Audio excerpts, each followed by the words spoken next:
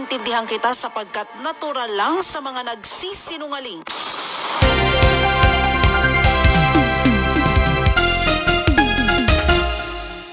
Nung lumabas ang issue ng pagbabawas ng aking security personnel, nagbigay agad ako ng pahayag na hindi ito makaapekto sa aking trabaho bilang ikalawang Pangulo ng Pilipinas. Hangad ko sana na matapos na ang usaping ito dahil hindi hamak na napakaraming mga suliranin ng ating bansa na higit na mahalaga kaysa sa aking proteksyon. Subalit tila nakatatlong interview ka na patungkol sa akin.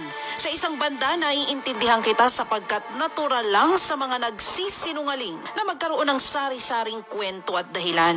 Pero hindi ko na maatim ang tuloy-tuloy na panlilinlang sa aking mga kababayan. Uulitin ko, wala akong problema sa pagbawi sa mga PNP personnel bilang security team ng Office of the Vice President. Kaya kong magtrabaho ng walang security. Ngunit may problema ako sa mga kasinungalingang ipinapahayag sa taong bayan. Lalo na kung ang mga kasinungalingang ito ay mula mismo sa pinakamataas na opisyal ng kapulisan. Iisa-isahin ko. Una, ang Vice Presidential Protection Division na isinailalim sa PSPG ayon sa utos ng NAPOLCOM ay sadyang ginawa para hindi pakialaman na mga tulad mo ang security ko at ang mga susunod na vice-presidente ng bansa. Malinaw ito sa mga dokumento ng NAPOLCOM at PNP. Pangalawa, and I quote, he said local police also augment Duterte's security every time she visits provinces. End of quote. Kaya nga may VPPD para walang hablutan at hindi maabala ang trabaho ng lokal na pulis. Ikatlo, we requested the Office of the Vice President for a possible pull-out of our 75 personnel because we really need our personnel on the ground in the National Capital Region and they agreed. Walang request na nangyari. Sinabihan lamang ng PSPG ang OVP na kukunin nila ang mga personnel. Hindi na kami nakipagtalo dahil ikaw naman ang batas, di ba? Kasunod nito ay lumabas na ang relief order na iniutos mo. Ito ay base na rin sa dokumento ng PNP. And I quote, we don't see any threat against the Vice President so we need to reduce the people if they want more, then we will add it if they request it. End of quote. Hindi ba't mayroong malisyosong pagpapalabas ng video footage nung ako'y nasa NAIA, kuha sa isang lugar kung saan pawang mga empleyado lamang ng paliparan at piling mga tao ang maaaring nandoon. Hindi nabaling ako, ngunit nakuha at naisapubliko rin sa naturang video ang aking asawa at mga menor de edad na anak na naging isang malaking banta sa kanilang seguridad. Bukod pa rito, kamakailan lang ay nagtungo rin ang mga operatiba ng PNP sa lugar kung saan ako nakatira upang mag-casing. Pilit pang inaalam kung nasaan mismo ang bahay na inuupahan ko. Bahay kung saan rin nakatira ang aking mga anak. Kung hindi ito napigilan ng mga nagbagandang loob na opisyal ng Homeowners Association, hindi ko na alam kung ano pa ang maaaring mangyari. Ano ba ang ibig sabihin ng threat sa iyo? Ang banta ba ay maaari lamang magmula sa mga external elements? Hindi na ba threat kung ang harassment ay nanggagaling mismo sa mga tauhan ng gobyerno? Isa pa, sinasabi mong walang threat, pero pwedeng mag-request ng dagdag na personnel. Ano ba talaga?